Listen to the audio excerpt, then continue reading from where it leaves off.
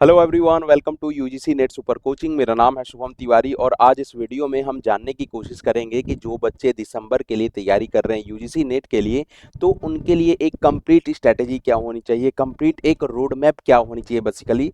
तो आज के वीडियो में हम पूरी तरीके से यही जानने की कोशिश करेंगे कि यूजीसी नेट क्या है, उसके पैटर्न क्या है, कब कब एग्ज़ाम होते हैं। तो बने रहिएगा थ्रू आउट द वीडियो में, क्योंकि एक स्पेशल वीडियो ये आपके लिए बन सकती है। तो चलिए आइए शुरू करते हैं इस वीडियो को। ऐसे ध्यान रहे कि मेरा नाम है शुभम तिवारी और मैं यूजीसी नेट के लिए कॉमर्स की क्लासेस लेता हूँ, ठीक है। चलिए, तो ये आपको जानना जरूरी है। सिमिलरली आपको ये भी जानना जरूरी होनी चाहिए कि आपका एग्जाम रिसेंट अपडेट क्या है, आपके एग्जाम के अंदर रिसेंट अपडेट्स क्या क्या हो चुके हैं। पहले जो यूजीसी नेट था, अब के यूजीसी नेट में कंप्लीटली डिफरेंस आ चुका है, ठीक है। तो सबसे पहले तो ध्यान रखिएगा कि आप who can appear in this exam, कौन कौन अपीयर कर सकता है इस एग्जाम के अंदर। तो अगर हम एलिजिबिलिटी की बात करें तो रिसेंट चेंजेस, बहुत सारे चेंजेस आ रहे हैं यूजीसी नेट में। तो कुछ रिसेंट चेंजेस ये हैं कि अगर आप बैचलर डिग्री हो, लेकिन आपका बैचलर डिग्री जो है ना इंटीग्रेटेड है, तो 4 ईयर का बैचलर डिग्री है आपका, तब भी आप यूजीसी नेट एग्जाम में अपीयर कर सकते हो। सिमिलरली आपका मिनिमम 60% होना चाहिए मास्टर्स में, है ना। मास्टर्स में सिमिलरली आपके 60% होनी चाहिए। सिमिलरली ये जो 60% का मार्क्स है ना, ये 5% वेरिएबिलिटी के साथ ये ऊपर नीचे हो सकता है। मतलब रिजर्व कैंडिडेट के लिए 55 और जनरल के लिए 60। तो ऐसा कुछ आपका रिसेंट अपडेट निकल के आ रहा है आपके एग्जाम के अंदर, ठीक है। तो ये आपकी इंपॉर्टेंट अपडेट है यूजीसी नेट एग्जाम के लिए। सिमिलरली अगर हम बात करें कि ये जो एग्जाम है, यूजीसी नेट एग्जाम आखिर लोग क्यों देते हैं, तो ये जो एग्जाम है कंप्लीटली, पहले जो यूजीसी नेट का रिजल्ट आता था ना, वो दो एस्पेक्ट में आता था, ध्यान रखिएगा। एक तो असिस्टेंट प्रोफेसर ये डिटरमाइन करते थे, ये जो एग्जाम है वो आपको असिस्टेंट प्रोफेसर के लिए होता था। मतलब आप इंडिया के अंदर कहीं भी अगर कॉलेज में असिस्टेंट प्रोफेसर के लिए अप्लाई करते हो, तो यूजीसी नेट का एग्जाम आपको जरूरी है पास करना। क्लियर है। तो ये तो एक एग्जाम है असिस्टेंट प्रोफेसर के लिए। दूसरा, अगर आप पीएचडी करना चाहते हो कोई भी सेंट्रल यूनिवर्सिटी से, तो आपको जेआरएफ पास होना जरूरी है। क्योंकि जेआरएफ करना क्या होता है कि हमारी जो गवर्नमेंट है वो स्टाइपेंड देती है स्टूडेंट को, जिससे वो अपने जेआरएफ को, अपने पीएचडी प्रोग्राम को वो आसानी से स्मूथ रनिंग कर सकते हैं, ठीक है। और तीसरा, इस बार जो हुआ है पीएचडी इनरोलमेंट के लिए, मतलब अब 3 रिजल्ट आपकी आएगी, 3 सेक्शन से रिजल्ट आएगी। एक तो नेट वाला आएगा, एक तो जेआरएफ वाला आएगा, और तीसरा है हो गया आपका एक पीएचडी के लिए भी इन्होंने मार्क कुछ ना कुछ कट ऑफ निकालेंगे ये, कि जिससे ये डिटरमाइन किया जा सकेगा कि आप पीएचडी के लिए एलिजिबल हो कि नहीं हो। क्लियर है ना। तो ये 3 अभी और एग्जाम के अपडेट निकल के आए हैं, तीनों बहुत इंपॉर्टेंट अपडेट है, ठीक है। तो ये तो आपकी एग्जाम की पूरी अभी रिसेंट अपडेट क्या क्या है वो हो गई। सिमिलरली अगर हम बात करेंगे कि आपका एग्जाम क्या है, कैसा होता है, तो ध्यान रखिएगा। अगर हम पैटर्न की बात करें तो यूजीसी नेट में ना आपके टोटल अप्रॉक्स 83 सब्जेक्ट हैं, ठीक है। अब उस 83 सब्जेक्ट में 2 पेपर होते हैं आपके, पेपर 1 और पेपर 2। पेपर 1 जो होता है ना, वो सबके लिए, जितने भी 83 सब्जेक्ट्स हैं वो सबके लिए इंपॉर्टेंट है। क्यों इंपॉर्टेंट है? क्योंकि वहां पे ना जितने भी 83 सब्जेक्ट है ना, पेपर 1 कॉमन है। चाहे आप मैनेजमेंट से हो, कॉमर्स से हो, हिस्ट्री हो, हिंदी हो, पॉलिटिकल साइंस हो, पेपर 1 तो सबको देना पड़ेगा। ध्यान रखिएगा, पेपर 1 में 50 क्वेश्चंस होते हैं, ठीक है। और एक क्वेश्चन ना 2 नंबर का होता है, मतलब 50 दूना 100 नंबर का आपका पेपर 1 होता है। अब पूछा जाता है कि सर पेपर 1 में क्या क्या पूछा जाता है। ध्यान रखिएगा, पेपर 1 में 10 यूनिट्स होते हैं। अगर आप कोई एक बुक खरीद लेते हो, अगर कोई भी आप वीडियोस को फॉलो करते हो, तो आराम से पेपर 1 जो है ना आसानी से क्रैक किया जा सकता है। पेपर 1 में जैसे आपका टीचिंग एप्टीट्यूड हो गया, रिसर्च एप्टीट्यूड हो गया, इंग्लिश कॉम्प्रहेंशन हो गया, मैथमेटिक्स हो गया। अब कई बच्चे क्या होता है ना, मैथमेटिक्स से डर जाते हैं, सर मैथमेटिक्स कैसा, किस लेवल का पूछा जाएगा। चिंता मत करिए, आपकी बेसिक अगर मैथमेटिक्स की अंडरस्टैंडिंग है ना, तो आप आराम से इस एग्जाम को क्वालिफाई कर लोगे। क्लियर। तो मैथमेटिक्स के साथ रीजनिंग भी होती है, लेकिन इसमें 2 तरीके के रीजनिंग आते हैं, ठीक है। एक वर्बल एबिलिटी वाली रीजनिंग आती है, एक जनरल रीजनिंग आती है, ठीक है। एलआर मतलब, एलआर का मतलब ये होता है लॉजिकल रीजनिंग। क्लियर है। तो लॉजिकल रीजनिंग को इन्होंने अलग यूनिट में स्पेसिफाई किया हुआ है। समझ में आ रही है बात। तो ये ध्यान रखिएगा, वर्बल रीजनिंग के अलावा लॉजिकल रीजनिंग का ये पार्ट है। फिर से टीचिंग एंड हायर एजुकेशन आता है आपके एग्जाम में, बिजनेस जो इन्वायरमेंट वाला पार्ट है वो भी आता है आपके एग्जाम में। फिर से हायर एजुकेशन वाला पार्ट है वो आता है आपके एग्जाम में, है ना। कम्युनिकेशन आता है। तो ये सारे टोटल मतलब 10 यूनिट है। आईसीटी की भी आपकी जानकारी होनी चाहिए, इंफॉर्मेशन एंड कम्युनिकेशन टेक्नोलॉजी। तो ये पूरे के पूरे 10 यूनिट आपके एग्जाम में आते हैं। और ध्यान रखिएगा, हर एक यूनिट से यूजीसी ये क्लेम करता है ना कि हर एक यूनिट जैसे 10 यूनिट है और हर एक यूनिट से हम 5-5 क्वेश्चन देंगे, ठीक है। तो ये ऐसा होता नहीं है जनरली, अब तो खैर होता नहीं है, लेकिन ऐसा क्लेम करता है यूजीसी। क्लियर है? तो पेपर 1 के बारे में आपको पता लग गया, 50 क्वेश्चन आते हैं। पेपर 2 की अगर बात की जाए तो ये सब्जेक्ट स्पेसिफिक होता है, ठीक है। सब्जेक्ट स्पेसिफिक का मतलब ये होता है कि जैसे हम कॉमर्स से हैं तो हमारी कॉमर्स में एग्जाम ली जाएगी, आप मैनेजमेंट से हो मैनेजमेंट में एग्जाम ली जाएगी।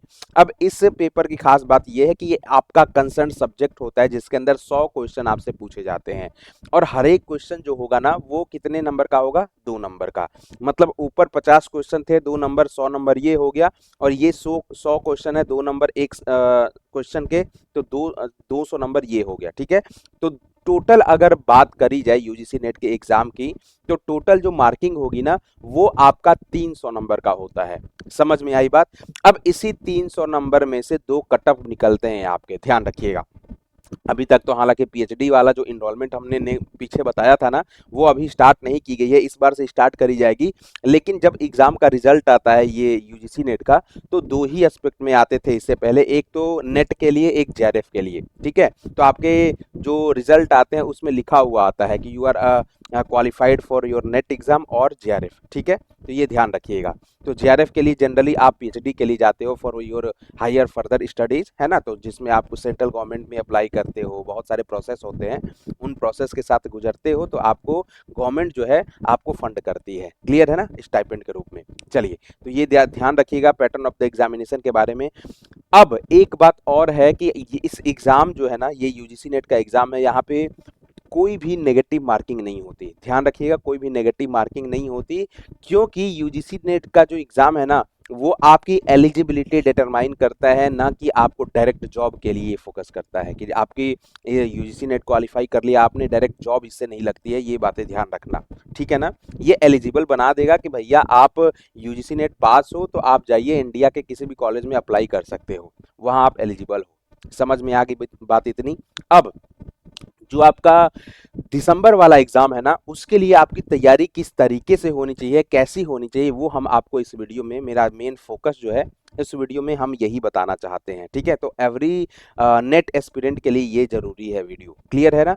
तो सबसे पहली बात देखो, अब एग्जाम में क्या हो रहा है ना कि इस बार जो यूजीसी था वो उन्होंने ऑफलाइन एग्जाम किया था, तो ऑफलाइन एग्जाम किया था, पेपर लीक हुआ, बहुत सारे प्रोटेस्ट वगैरह हुए। क्लियर है ना? तो अब सेशन जनरली लेट हो चुका है, अभी तक जून वाली जो साइकिल थी उनको भी फॉलो नहीं किया गया है। जनरली ये अगस्त और सितंबर की बात कर रहे हैं कि हम अगस्त और सितंबर के बीच में एग्जाम ले लेंगे। क्लियर है? लेकिन इससे जो 2024 वाले स्टूडेंट हैं हमारे, उनको इम्पैक्ट नहीं होनी चाहिए। वो ध्यान रखिएगा, उन वो ऐसे नहीं कि हम चलो एग्जाम हो जाए जून वाले साइकिल का तब हम प्रिपरेशन स्टार्ट करेंगे, ऐसा करते हो ना तो वो आप गलत करोगे। पहली इंपॉर्टेंट बात। क्लियर है? सबसे पहली बात हम बता दें कि कुछ गोल्डन रूल्स। सबसे पहले कि आपको यूजीसी एनटीए के वेबसाइट पे पूरी सिलेबस मिल जाएगी, जिस भी सब्जेक्ट से आप तैयारी करना चाहते हो पूरी सिलेबस मिल जाएगी। तो आपके दिमाग में एक ब्रॉड पिक्चर होनी चाहिए कि हमारे पेपर 1 में क्या क्या पूछे जाएंगे, पेपर 2 में जिस भी सब्जेक्ट से होगा पेपर 2 में क्या क्या कौन कौन से टॉपिक पूछे जाएंगे, तो उसकी पूरी की पूरी नॉलेज होनी चाहिए कि अगर हम आपको सपने में भी उठा के पूछ दें कि भाई ये जो टॉपिक है किस यूनिट से है, तो आपको पता होना चाहिए। एक थॉरोली आपके दिमाग में पूरी ब्रॉड पिक्चर होनी चाहिए आपके सिलेबस की, है ना, तभी आप एकदम आराम से, ये आसानी कर देता है आगे के आपके प्रिपरेशन के लिए। क्लियर है? दूसरे नंबर की बात करें कि आपको ईयरली क्वेश्चन पेपर मिल जाएंगे, है ना, आपको ईयरली क्वेश्चन पेपर कलेक्ट कर लेना चाहिए। एनटीए के वेबसाइट पे भी 3-4 साल के क्वेश्चन पेपर मिल जाएंगे, प्रीवियस ईयर क्वेश्चन, ठीक है। फिर से आपको कई सारे टेलीग्राम चैनल हैं, हमारे टेक्स्ट बुक के एप्लीकेशन पे आपको प्रीवियस ईयर क्वेश्चन भी मिल जाएंगे। तो जनरली ये होता है कि प्रीवियस ईयर क्वेश्चन से क्या होता है ना कि आपको एज इट इज ये अंदाजा लग जाता है कि हमारे किस तरीके के क्वेश्चन आएंगे यूजीसी नेट एग्जाम में, किस तरीके के क्वेश्चन पूछे जाते हैं यूजीसी नेट के एग्जाम में, ठीक है। प्लस हम ये बोलते हैं कि यूजीसी नेट के एग्जाम में ना पीवाईक्यूज जो होते हैं ना वो किंग होते हैं। क्यों किंग होते हैं कि अगर आप अभी इस बार की जो पेपर कैंसिल हुआ है वो उठा के देख लीजिए, तो जो पीवाईक्यूज पूछे गए थे कुछ साल पहले वो ही पीवाईक्यूज रिपीट हो रहे हैं। पीवाईक्यूज के साथ साथ कंसेप्ट भी एज इट इज रिपीट होते हैं, तो ध्यान रखिएगा। तो क्वेश्चन पेपर का ये फायदा होता है। तो कई बच्चे ये पूछते हैं सर कितने साल का हम पेपर लगा ले, तो ध्यान रखिएगा कि आपको मिनिमम 3 से 4 साल का पेपर लगा लेना चाहिए, है ना। वो कलेक्ट करके 5 साल मान लीजिए, 5 साल का पेपर आप कलेक्ट करके रख लीजिए अपने पास, ठीक है। चलिए उसके बाद हम बात करेंगे कि आपको राइट रिसोर्सेज यूज करने आना चाहिए। मतलब आपके पास ऑथेंटिक बुक्स होनी चाहिए, ठीक है। वाईटी चैनल्स जो कि आपको सिग्निफिकेंट इंफॉर्मेशन दे। ये नहीं कि कुछ भी इंफॉर्मेशन, कोई भी वाईटी चैनल आपने ज्वाइन किया है थंबनेल देख के और कुछ भी वो इंफॉर्मेशन दे रहे हैं, ठीक है। तो ये इनसे बचना है बिल्कुल। आपको कई अच्छे अच्छे टेलीग्राम चैनल, जैसे हमारा टेलीग्राम चैनल है, कई कई लोगों का टेलीग्राम चैनल है जो कि ऑथेंटिकेटेड है, उसको ज्वाइन कर लेनी चाहिए, ठीक है। वहां पे आपको कंप्लीट गाइड कर दिया जाता है। तो आपको यहाँ राइट रिसोर्सेज भी यूज करने आना चाहिए। समझ में आ रही है बात, क्लियर है ना। जो बच्चे हमारी इस वीडियो को देख रहे हैं उस वो इस चैनल को जरूर सब्सक्राइब कर लेंगे, क्योंकि ये एक टेक्स्ट बुक का ऑफिशियल प्लेटफॉर्म है जहाँ पे सारे यूजीसी नेट के जितने भी डेडिकेटेड फैकल्टी है ना वो अपना अपना लेक्चर डिलीवर करते हैं। समझ में आई बात, in paper 1 paper 2 as well, clear है ना। चले नेक्स्ट जो है कि आपको अभी से, जैसा कि मैंने बोला कि अभी तक जून वाला साइकिल जो एग्जाम था वो भी नहीं हुआ है, पेपर कैंसिल हो गया है। तो आपको यूजीसी नेट के लिए मिनिमम 6 महीने दिया जाता है। समझ में आई बात, 6 महीने दिया जाता है और 6 महीने में आपको ये एनटीए सोचता है कि 6 महीने में एक जो बच्चा है वो तैयार कर लेगा अपने आप को, ठीक है। तो ये भ्रम में मत रहिएगा आप कि हमारा जो एग्जाम होगा अगस्त सितंबर के बीच में होगा, क्लियर। तो उसके बाद से हम स्टार्ट करेंगे अपनी तैयारी। ऐसे करिएगा तो आप बिल्कुल गलती कर रहे हो, आप अपने फ्यूचर के साथ खेलोगे। ये मैं पहले ही बोल्ड तरीके से बोल देता हूँ कि आप अपने फ्यूचर के साथ खेलोगे। समझ में आ रही है बात। मैं ऐसा क्यों बोल रहा हूँ कि क्योंकि मैंने तो बता दिया कि भाई अगर पेपर 1 पेपर 2 की तैयारी कर रहे हो ना तो टोटल 20 यूनिट है, 20 यूनिट आप आराम से पढ़ लोगे। मैंने ये बोल दिया, क्या है बोलने में, क्या है, छोटा समूह है, बोल दिया मैंने। लेकिन जब एक्चुअली आप तैयारी करने बैठते हो ना तो यूजीसी नेट का जो सिलेबस है एक समुद्र है, ये ध्यान रखिएगा। कितना भी पढ़ लीजिए आप, कितना भी मॉक टेस्ट लगा लीजिए, आप अंदर से सेटिस्फाई कभी भी नहीं होगे कि यार ये भी छूट गया, ये भी छूट गया। समझ में आ रही है बात। तो अभी से आपकी तैयारी स्टार्ट हो जानी चाहिए अगर आप अभी भी सीरियस नहीं हो चीजों को लेके, तो क्लियर है। चलिए उसके बाद ध्यान रखिएगा, 6 महीने की बात करी थी हमने कि 6 महीने एक अप्रोप्रिएट टाइम होता है जिसमें आपको तैयारी अपनी स्टार्ट कर लेनी चाहिए। उसमें से ध्यान रखिएगा कि आपको लास्ट के जो 1 महीने है ना आपको प्लानिंग करनी पड़ेगी सारी चीजों की, क्लियर।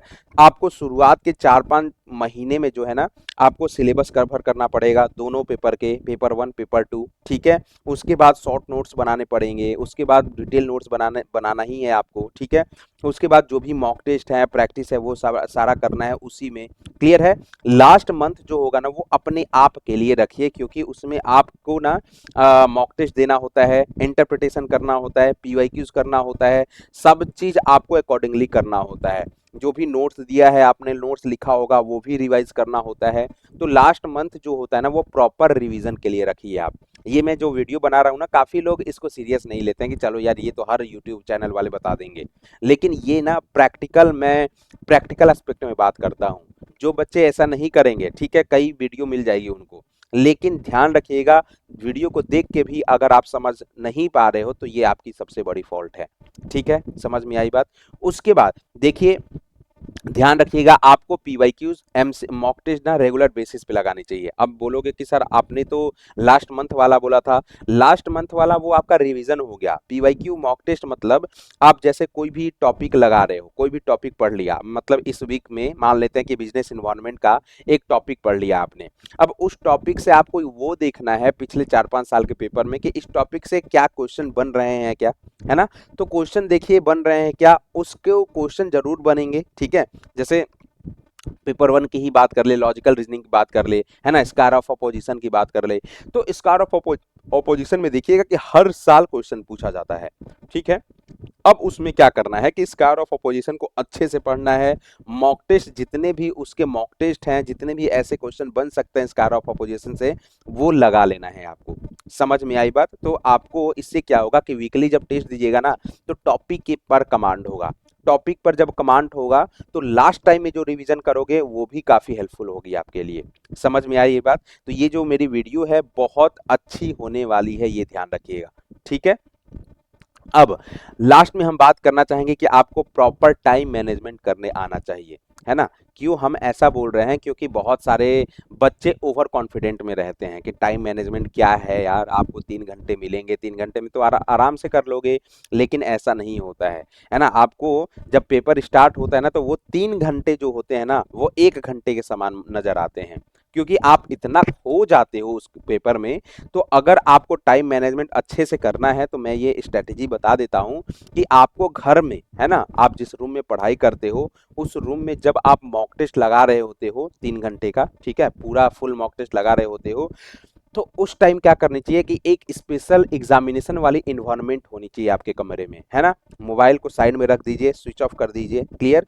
और उसके बाद आप पेपर को लगाना शुरू करिए। आप स्टॉप वॉच लगा लीजिए या आपकी स्क्रीन पे भी टाइम होता है, ठीक है? तो स्टार्ट करिए, तो आपको टाइम के अंदर ही वो आपको करना पड़ेगा। आपको पेपर वन में 50 क्वेश्चन आते हैं, पेपर टू में 100 क्वेश्चन आते हैं। तो आपको ये भी डिटरमाइन करना पड़ेगा, आपको ये भी इंश्योर करना पड़ेगा कि भैया हम पेपर वन को कितना टाइम दें, है ना? पेपर वन में 50 क्वेश्चन मतलब 1 घंटा तो देंगे नहीं, क्योंकि ध्यान रखिएगा दो जो पेपर होंगे ना, उसमें से एक पेपर कोई इजी होगा, एक पेपर कोई मॉडरेट टू हार्ड होगा, मतलब लेंदी भी हो सकता है। तो कोशिश ये करिए कि पेपर वन जो होगी ना, उसको आपको 45 से 50 मिनट में कर लेना है, क्योंकि 2 घंटा 10 मिनट हमें अप्रोक्स चाहिए पेपर टू को करने के लिए। ठीक है, तो टाइम मैनेजमेंट की सबसे अच्छी स्ट्रेटेजी यही है कि आप अपने को डिसिप्लिन्ड बनाइए, एकदम स्पेसिफिक मैनर में अपने आप को तैयार करिए, अपने ऊपर इन्वेस्ट करिए। आपको मोबाइल वगैरह से कोई मतलब नहीं होनी चाहिए। आप जो स्क्रीन पे टाइम देख रहे हो ना, स्टिपुलेटेड टाइम में आपको सारी चीज़ें कवर करनी चाहिए। तो टाइम मैनेजमेंट का ये सबसे बढ़िया तरीका है। तो ये कुछ गोल्डन रूल्स है जो हमने आपको बताया है। तो ये इसको फोकस करते हुए आपको दिसंबर के लिए अपने आप को तैयार करनी चाहिए। तो आई बिलीव कि मेरी ये जो वीडियो है आपको समझ में आ गई होगी, काफ़ी इन्फॉर्मेटिव लगी होगी। जो भी बच्चे यूजीसी नेट की तैयारी कर रहे हैं, है ना, उनको ये भेज दीजिएगा, शेयर कर दीजिएगा मेरे वीडियो को, क्लियर। मैं कॉमर्स पढ़ाता हूँ, पता है आप लोगों को। मेरी जो क्लासेज होती है यूट्यूब पे, ट्यूसडे थर्सडे सैटरडे को होती है 11 बजे, मास्टर क्लास होती है 12 बजे मेरे टेक्स्ट बुक एप्लीकेशन के ऊपर, ठीक है। तो आई बिलीव कि ये बहुत अच्छी वीडियो लगी होगी। अपने वीडियो को लाइक करिएगा, शेयर करिएगा फ्रेंड्स के साथ, और सब्सक्राइब करिएगा चैनल को नए हो तो। Thank you very much.